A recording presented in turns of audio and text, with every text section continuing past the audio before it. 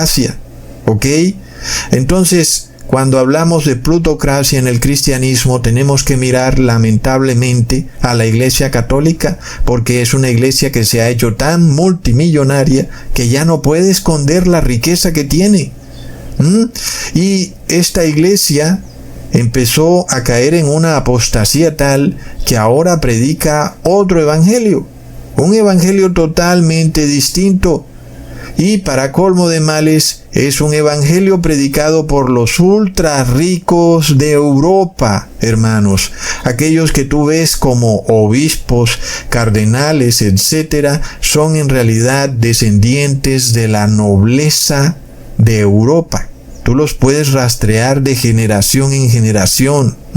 Y es increíble que las personas aún no se den cuenta de esto, hermanos. Entonces, la jugada maestra de la Iglesia Católica fue pasar de iglesia a país y de esta manera convertirse en un poder político global, ayudada por un fascista plutocrático que fue el dictador tirano Benito Mussolini, un dictador que estuvo al mismo nivel que Calígula, que Nerón, que Carlomagno o Hitler. Y él fue el que firmó lo que se conoció como el Pacto de Letrán, un pacto que ahora le permitía a la Iglesia Católica convertirse en un país. Pero ¿cómo puede ser que una iglesia se convierte en un país? A ver si a nosotros nos dejan convertirnos en un país, ¿verdad, hermanos? A ver si compramos un pequeño pedazo de tierra, una pequeña hacienda, y entonces decimos que este es el país de Cusatón, y que va a estar regido por los mandamientos de Dios, y que punto. Y este es nuestro país y vamos a poner embajadas en otros países. No, jamás aceptarían eso. Sin embargo, eso es lo que hizo la Iglesia Católica, y ese poder de convertirse en un país le permitió a la Iglesia Católica establecer sus propias leyes. Entonces ellos tienen un derecho canónico, y el Papa de Roma ha cambiado los tiempos y la ley, cumpliendo a la perfección lo profetizado por el profeta Daniel, que refiriéndose al anticristo dijo que cambiaría los tiempos y la ley. Entonces, la Iglesia Católica ha usado este estatus de país como trampolín para influenciar a todas las otras naciones y obligarlas a introducir sus leyes, sus falsas doctrinas religiosas dentro de las constituciones de otros países. Es de locos. Un ejemplo muy reciente de este modus operandi es la doctrina ecológica establecida por el monje Francisco de Asís, que de repente declaró que la naturaleza es Dios. Y entonces ahora tú puedes mirar en el Congreso de tu país y puedes ver cómo a tus senadores se les ha ocurrido pasar leyes que declaran que la naturaleza es Dios y que tiene vida propia y que ella se enfurece y que si no hacemos algún rito, entonces ella se va a molestar y se va a vengar con nosotros. La madre tierra se va a enfurecer a menos que tú siembres árboles, que reposes en domingo, que hagas algo, porque si no, la madre tierra se va a poner muy furiosa contigo. Plop. Entonces este pacto de Letrán fue firmado el 11 de febrero de 1929 y miremos lo que ocurre justo el 29 de octubre del mismo año. Se desató la Gran Depresión en Estados Unidos. ¿Ustedes piensan que eso es coincidencia? Esa Gran Depresión tuvo consecuencias globales, pero lo curioso del tema es que fue una orden dada por los caballeros de Malta Rothschild, en donde ningún banco podía abrir sus puertas desde ese día en adelante, y así duraron los bancos cerrados un año.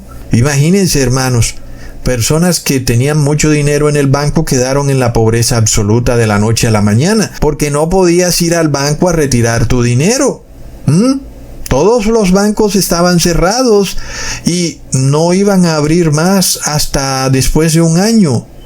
¿Ustedes piensan que eso se volverá a repetir, hermanos? Luego Hitler llegó al poder el 30 de enero de 1933 con su doctrina del nacionalcatolicismo, mal llamada nacionalsocialismo? ¿Y será que esa llegada al poder de Hitler tendrá algo que ver con que la Iglesia Católica consiguiera estatus político 4 años antes? Luego, en 1964, el Vaticano se convierte en un país que está dentro de la ONU, aunque no tiene voto, pero es observador, pero es una iglesia. ¿Qué hace una iglesia ahí en la ONU? Bueno, pero es que también es un país. Entonces ahora la Iglesia Católica puede influir en las decisiones de los gobernantes de la tierra. Y además de todo, la ONU tiene otras organizaciones que también son observadores. Y esa lista la podemos encontrar en Wikipedia. Veamos la lista. Inicialmente vemos a bancos, que son organizaciones que son observadores en la ONU. Pero curiosamente al final de la lista nos encontramos a la Orden de Malta, plop. Es decir, ¿qué hace una orden masónica de la Iglesia Católica como observador de la ONU? ¿Te das cuenta el poderío de la Iglesia Católica tan impresionante, hermanos? Es que estos conspiranoicos que andan por ahí con sus grupillos, diciendo que van a marchar, que van a hacer esto y aquello, déjame decirte, tú no tienes ni idea el poder contra el que tú piensas que vas a derrocar. No tienes ni idea. Hablamos de la plutocracia, es lo que viene para los tiempos finales. Entonces, esto no es teoría de conspiración, esto no es desinformación, esto está en la página oficial de la ONU en Wikipedia. De ahí es que tomo yo todas las noticias, también de periódicos oficiales y noticieros. Entonces no hay desinformación como ellos tratan de calumniarnos. Sin embargo, estamos viendo el poder de estas órdenes secretas católicas masónicas. En este caso, tú tal vez fuiste a un colegio católico y nunca te hablaron de los caballeros templarios, ni de las órdenes de Malta, ni nada de eso. Y por otro lado, Hollywood constantemente te hacía ver como si eso fuera algo de ciencia ficción, algo que estaba muy pero muy lejano en el pasado, pero que ya no existía en el futuro. Tal vez alguien te engañó diciéndote que la orden secreta de los caballeros templarios fue extinguida cuando el masón Jacques de Molay fue supuestamente llevado a la hoguera en marzo de 1314. Y ya, Ecusatón, se acabaron los templarios y los masones porque mataron al gran maestre Jacques de Molay. Plop. Tal vez te hicieron creer que los masones son hombrecillos misteriosos que se reúnen en sótanos secretos en algún lugar de tu ciudad. Tal vez ocurra porque, de nuevo, hay esclavos útiles del poder. Sin embargo, la plutocracia viene de mucho más arriba. Y déjame decirte que es algo que no puedes derrocar de ninguna forma o manera. ¿Entiendes? Lo único que le queda aquí al cristiano es arrepentirse y entender hacia dónde va el mundo. Porque la Orden de Malta, hermanos, es un poder masónico, oligopólico de la Iglesia Católica que está presente en la ONU y que tú puedes dimensionar cuál es el objetivo de esta orden secreta ahí. Y entonces uno se pregunta, ¿hacia dónde van todas estas decisiones que se toman en la ONU cuando hay órdenes secretas muy poderosas dentro de la ONU? No solo de la ONU, sino de todas las organizaciones que derivan de la ONU. Nada más tú hazte una idea del tema.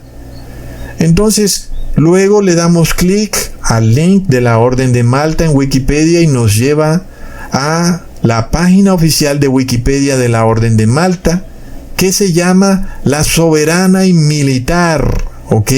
Militar, Orden Hospitalaria de San Juan, de Jerusalén, de Rodas y de Malta. Tremenda frase, ¿verdad? Como si una frase pudiera aceptar todas esas palabras juntas. orden militar y también hospitalaria. Me parece que es como una gran contradicción, pero así está este mundo, es confusión. La Orden de Malta también llamada orden hospitalaria, es decir, son dueños de ejércitos y son dueños de hospitales. Nosotros vimos el poder que tuvieron durante el 2020. Plop, ya no digas más nada, Ecusatón.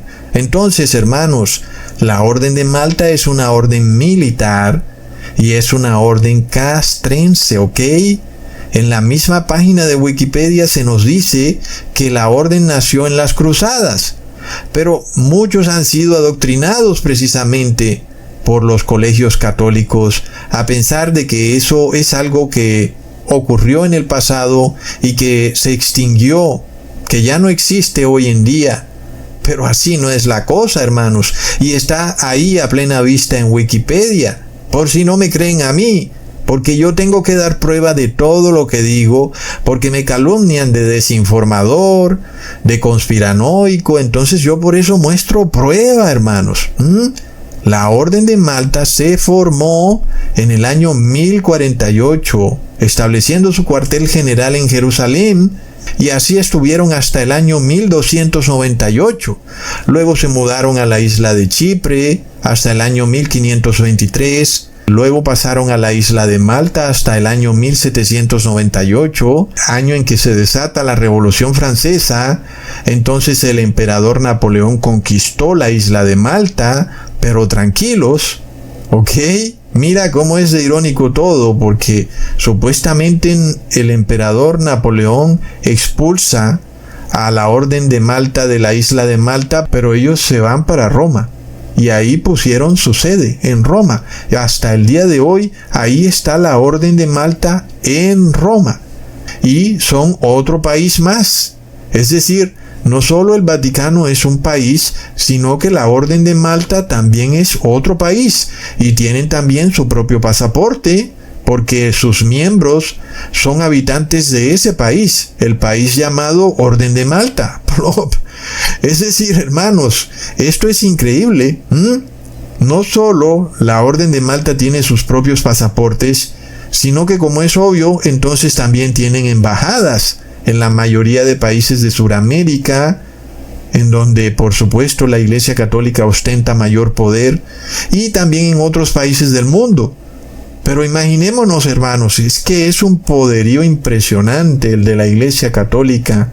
Fue en el año 1998 donde la Orden de Malta recibe un pedazo de tierra en la isla de Malta. Entonces, desde ese momento, tienen todo el derecho de decir que son un país, porque también tienen un pedazo de tierra dentro de el país de Malta. Y esto fue reconocido por 58 países que reconocieron a la Orden de Malta como un país, y entonces tienen relaciones diplomáticas con la Orden de Malta. Y luego, la Orden de Malta también puede tener su propio ejército. Es decir, yo no te hablo de pistolitas, te hablo de aviones bombarderos, de barcos con armamento, de todo tipo de tanques y de misiles, ¿ok? La Orden de Malta tiene armamento desde hace mucho tiempo. En los años 1876 y en el año 1909, la Orden de Malta ha hecho público que ha estado en operaciones militares junto con el ejército italiano.